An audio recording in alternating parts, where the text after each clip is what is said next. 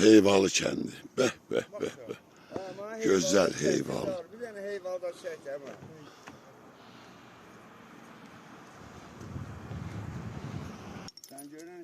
Bak böyle. Buna bak güzelliğe bak sen oğlum.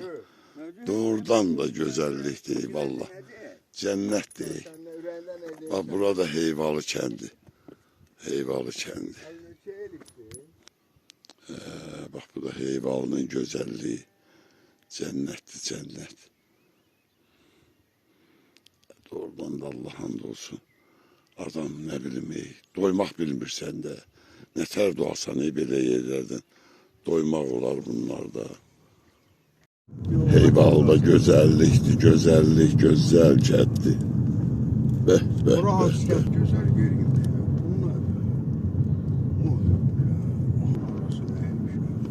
Güzellikti, güzellikti.